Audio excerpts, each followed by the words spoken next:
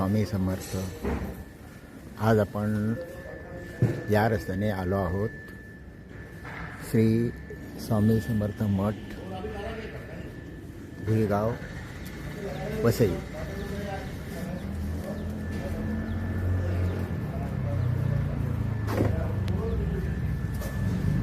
आपण आता मठाच्या प्रवेशद्वारापासून आतमध्ये जात आहोत. तुम्ही पाहताय हे समोर एक सुंदर असं एक मंदिर आहे स्वामींचं. आतमध्ये आल्यानंतर सर्वप्रथम आपल्याला बाप्पाचं अष्टविनायक दर्शन आपल्याला घडतं. आतमध्ये आल्यानंतर डाव्या बाजूला आणि उजव्या बाजूला तुम्ही पाहताय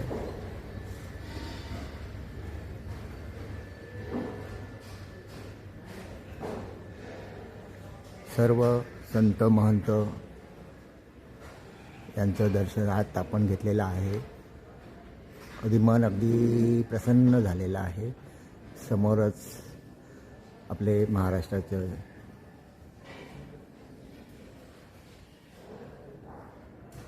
माऊली यांची तस्वीरसुद्धा समोर आहे. त्यांचंसुद्धा आपण दर्शन घेतलेलं आहे. शंकर महाराज यांचं पण दर्शन घेतलेलं आहे. आणि आत्ता पण मंदिराकडे जात आहोत.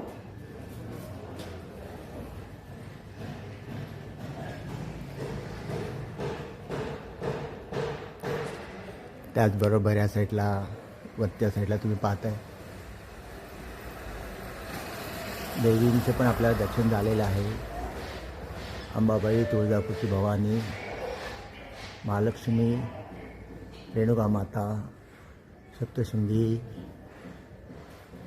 असं ह्या सर्व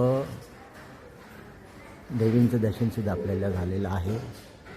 आणि आता आपण स्वामींच्या दर्शनाला जात आहोत.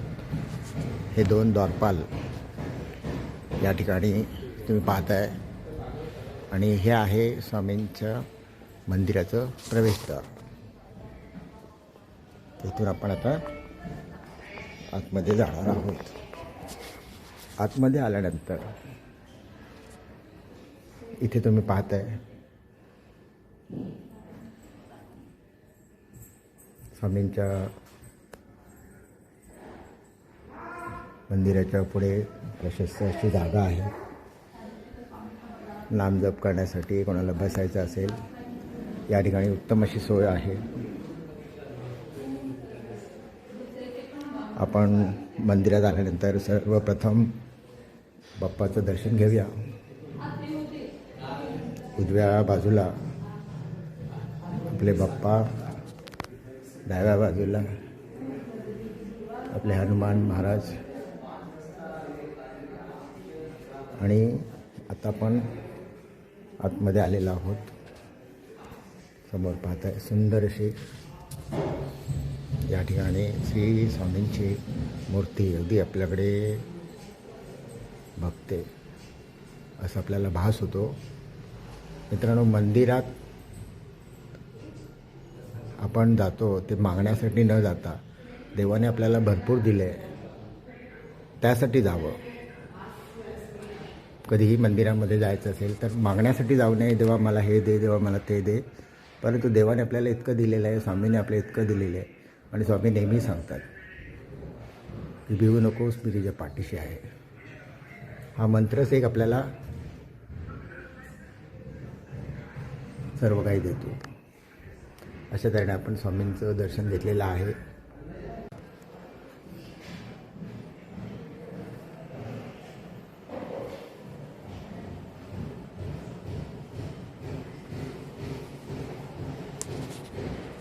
आता आपण स्वामींचं दर्शन घेऊन डाव्या बाजूने या प्रशस्त मंडपात आलेला आहोत. या इथे तुम्ही बघताय दर गुरुवारी भजन कीर्तन या ठिकाणी होते. आज शुक्रवार असल्यामुळे गर्दी नाही आहे आणि सकाळची वेळ आहे. आता सर्व भक्त येण्यास आता सुरुवात झालेली आहे. आपण त्यासाठीच लवकर आलो की आपल्याला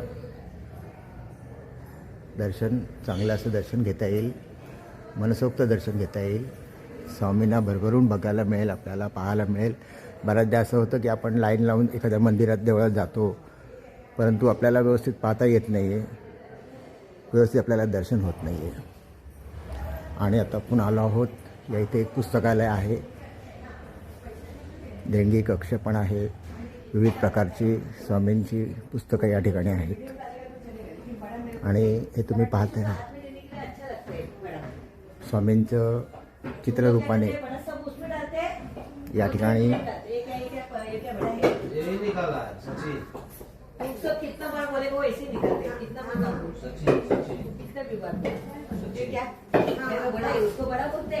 चित्ररूपाने स्वामींचं महती या ठिकाणी आपण सांगितलेली आपल्याला. जसे तुम्ही सर्व जाणता स्वामींची महती. हे औदुंब वृक्ष आहे या ठिकाणी. स्वामी समर्थ मंदिराच्या बाहेर पडल्यानंतर या ठिकाणी तुम्ही बघताय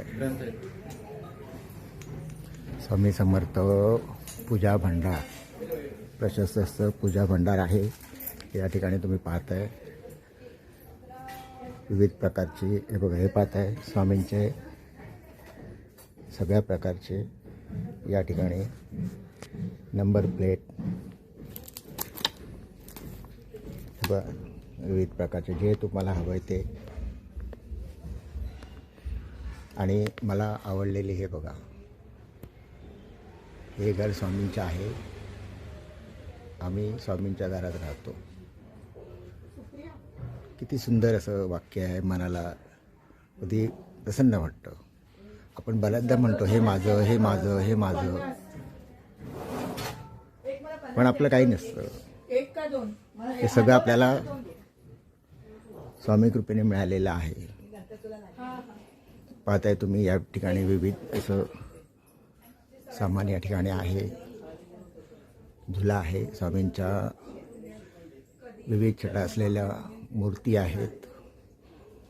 अगदी लहान मूर्तीपासून तुम्ही पाहताय मोठ्या मूर्तीपर्यंत.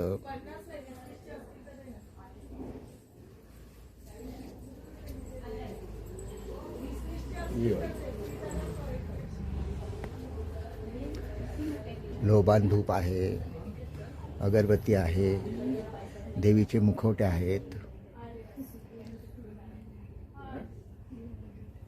सुगंधी अशा अगरबत्ती, ऊद, तेल, दिव्याचं तेल, ओटीसाठी लागणारं साहित्य तुम्ही पाहताय या ठिकाणी. तसेच देवांची भांडी म्हणजे आपलं निरंजन, विविध प्रकारचे निरंजन, घंटी, धूप आणि हे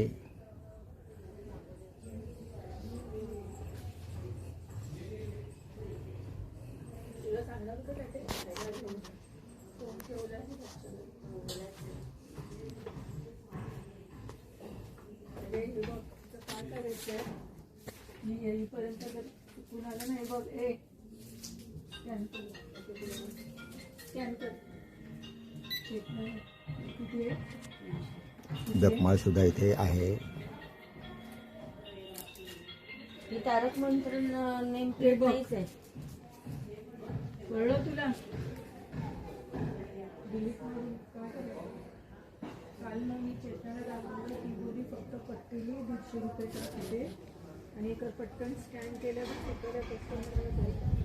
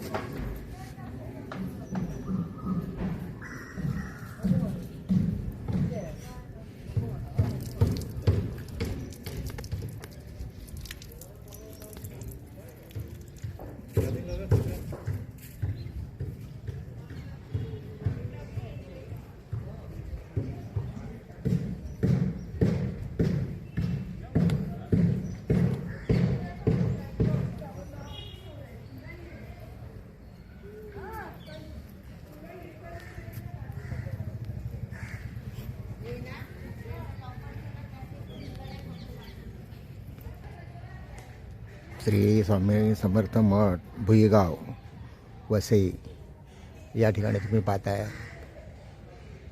गोमातेची एक शाळासुद्धा आहे या ठिकाणी त्यांचं पालनपोषण केलं जातं. ह्या आहेत आपल्या गोमाता.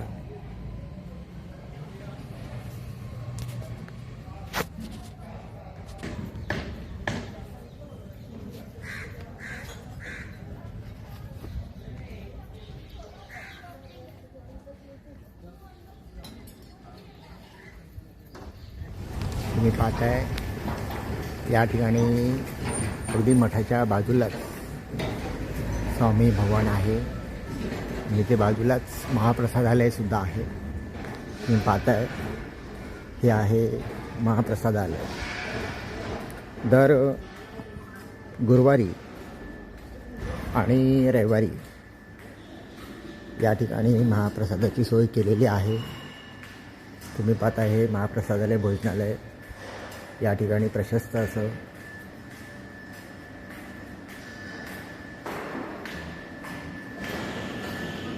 तसेच त्याच्या पुढे टॉयलेट बाथरूमची सुद्धा सोय आहे.